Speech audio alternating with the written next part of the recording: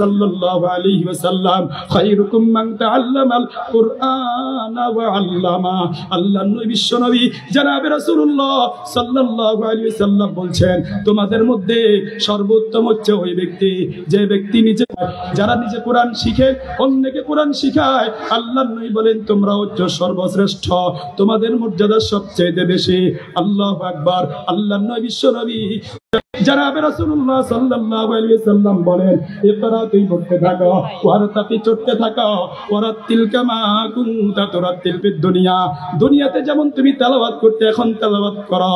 ফা ইন্না মানজিলা, কেমন ভাবে আল্লাহর নবী বিশ্ব নবী জনাবে রাসূলুল্লাহ সাল্লাল্লাহু আলাইহি ওয়াসাল্লাম বলছেন, যাওহু আহসানু মিন যাওইশ শামসি ফি বুয়ুতিদ দুনিয়া। ও দুনিয়ার মানুষ, দুনিয়ার যে সূর্য তোমরা দেখতে পাও, এই সূর্যের যে কিরণ আছে, যে যে ব্যক্তি গঠন করবে, আল্লাহু আকবার, কিয়ামতের ময়দানে হাফেজ কোরআনকে আল্লাহ পাক রব্বুল আলামিন স্পেশাল একটা মর্যাদা দিবেন। ও হাফেজ কোরআন, আল্লাহু আকবার, কিয়ামতের ময়দানে রব্বুল আলামিন তাদেরকে স্পেশাল একটা মর্যাদা দিবেন যে তোমার আত্মীয় স্বজনদের মধ্যে এমন 10 জনের ব্যাপারে তুমি সুপারিশ করো যাদের জন্য জাহান্নাম অবধারিত হয়ে গেছে। ওই হাফেজ কোরআন তার নিকটতম আত্মীয় স্বজনদের মধ্যে হতে এমন 10 জনের জন্য সুপারিশ করবে যাদের জন্য জাহান্নাম অবধারিত হয়ে গেছে। আল্লাহু আকবার। হাফেজ কোরআন যখন তাদের জন্য সুপারিশ করবে, আল্লাহ পাক রব্বুল আলামিন হাফেজ কোরআনের সুপারিশের বদৌলতে আল্লাহ পাক রব্বুল আলামিন ওই জাহান্নামীর আসামীদেরকে জান্নাত দান করে দিবেন। এই জন্য আল্লাহু আকবার, নিজের সন্তানকে হাফেজ বানাইতে পারলে তো আপনি ঢুকবেন না, আর আখিরাতেও আল্লাহ পাক রব্বুল আলামিন আপনাকে নূরের মুকুট দান করবেন। আল্লাহ পাক রব্বুল আলামিন দুনিয়াতে আপনাকে আল্লাহু আকবার হাফেজ কোরআনের মাদানী হিসেবে কবুল করবেন, আর আখিরাতে আল্লাহ পাক রব্বুল আলামিন আপনাকে জান্নাত দান করবেন।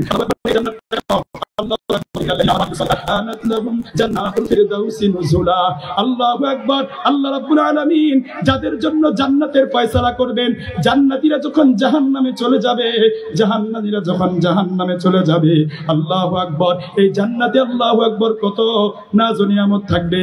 লা ইয়াসমাউনা ফিহা লাগওয়ান ওয়ালা কিযাবা।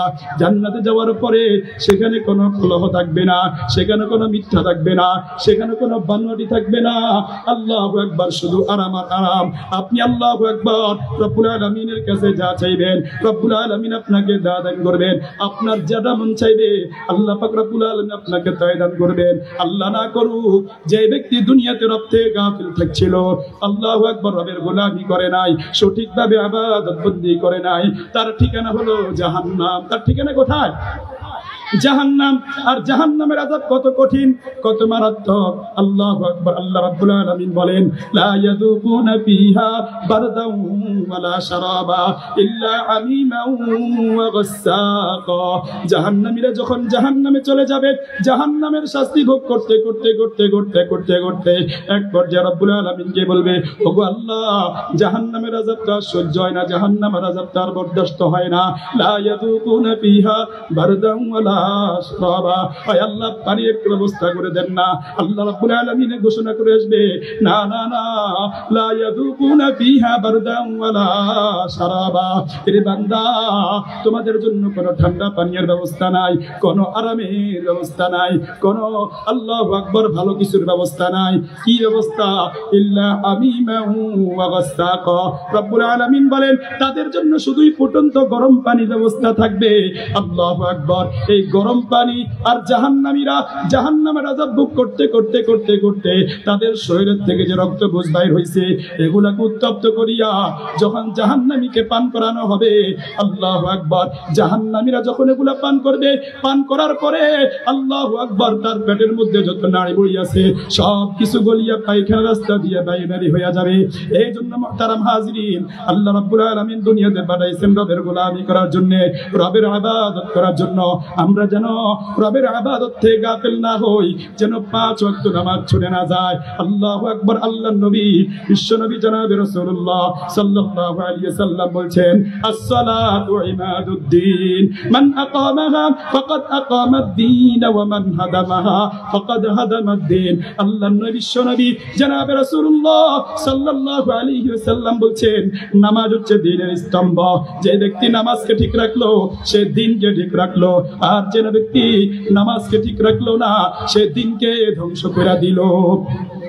আরো হাদিসের ভিতরে আল্লাহর নবী বিশ্ব নবী জনাব রাসূলুল্লাহ সাল্লাল্লাহু আলাইহি ওয়াসাল্লাম বলছেন, ও আমার সাহাবায়ে কেরামরা শোনো, তোমাদের বাড়ির সামনে যদি একটা কূপ থাকে, একটা নহর থাকে, এই কূপ এবং নহরের মধ্যে কোন ব্যক্তি দৈনিক 5 বার গোসল করে, তার শরীরের মধ্যে কোন ময়লা আবর্জনা থাকতে পারে কিনা?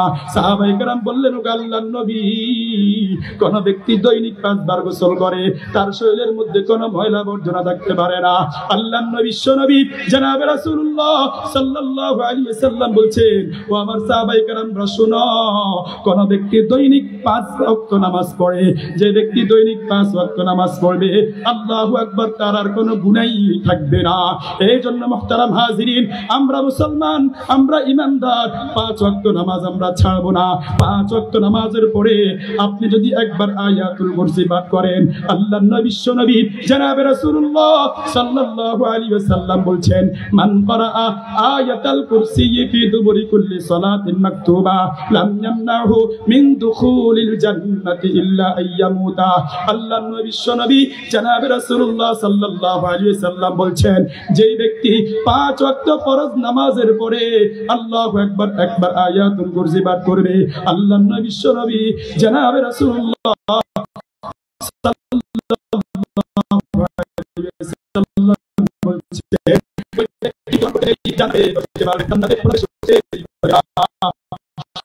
এই জন্য আল্লাহর নবী বলেন, মৃত্যুবরণ করতে দেরি, জান্নাতে প্রবেশ করতে দেরি করবে না। আল্লাহু আকবার। আয়াতুল কুরসি পাঠ করার পরে আপনি 10 বার পড়েন সুবহানাল্লাহ, 10 বার যদি পড়েন আলহামদুলিল্লাহ, 10 বার যদি পড়েন আল্লাহু আকবার। আল্লাহর নবী বিশ্ব নবী জনাব রাসূলুল্লাহ সাল্লাল্লাহু আলাইহি ওয়াসাল্লাম বলছেন, যে ব্যক্তি 5 ওয়াক্ত ফরজ নামাজের পরে 10 বার পড়বে সুবহানাল্লাহ, 10 বার পড়বে আলহামদুলিল্লাহ, 10 বার পড়বে আল্লাহু আকবার, আল্লাহর নবী বিশ্ব নবী জনাব রাসূলুল্লাহ সাল্লাল্লাহু আলাইহি ওয়াসাল্লাম বলছেন, ওই ব্যক্তি সোজা জান্নাতে চলে যাবে। এই জন্য মুহতারাম হাজিরিন, 5 ওয়াক্ত নামাজের পরে আমরা আয়াতুল কুরসি আমরা পড়া বাদ দিব না। 10 বার সুবহানাল্লাহ পড়বো, 10 বার আলহামদুলিল্লাহ পড়বো, 10 বার আল্লাহু আকবার পড়বো। আল্লাহু আকবার এর পরে 2-4 বার আমরা ইস্তেগফার করব। ইস্তেগফার করলে লাভটা কি হবে? ক্বালান নবী সাল্লাল্লাহু আলাইহি ওয়াসাল্লাম, মান লাযিমাল ইস্তিগফার জাআলাল্লাহু লাহু মিন কুল্লি দায়কিন মাখরাজা ওয়া মিন কুল্লি হাম্মিন ফারাজা ওয়া রাযাকাহুল্লাহু মিন হাইসু লা ইয়াহতাসিব। আল্লাহর নবী বিশ্ব নবী জনাব রাসূলুল্লাহ সাল্লাল্লাহু আলাইহি ওয়াসাল্লাম বলছেন, যে ব্যক্তি ইস্তিগফারকে আবশ্যক করে নেবে, ইস্তিগফারকে লাযম করে নেবে, আল্লাহু আকবার, জাআলাল্লাহু লাহু মিন কুল্লি দায়কিন মাখরাজা, আল্লাহ পাক রব্বুল আলামিন তাকে সকল সংকীর্ণ থেকে আল্লাহ পাক আপনাকে হেফাজত করবেন। ওয়া মিন কুল্লি হাম্মিন ফারাজা, এবং যত চিন্তা আছে, যত পেরেশানি আছে, আল্লাহ পাক রব্বুল আলামিন সকল পেরেশানি থেকে আপনাকে দূর করবেন। ওয়া রাযাকাহুল্লাহু মিন হাইসু লা ইয়াহতাসিব, এবং আল্লাহ পাক রব্বুল আলামিন আপনাকে কোথা থেকে রিজিকের ব্যবস্থা করবে আপনি কল্পনাও করতে পারবেন না। এজন্য আল্লাহ পাক রব্বুল আলামিন ইস্তিগফার যদি বেশি বেশি করেন, আল্লাহ পাক রব্বুল আলামিন আপনাকে সকল প্রকারের বিপদ আপদ থেকে হেফাজত করবেন। আল্লাহ পাক রব্বুল আলামিন আমাদেরকে এই কথাগুলোর উপর আমল করার তৌফিক দান করেন। ওয়া আখিরু দাওয়ানা আনিল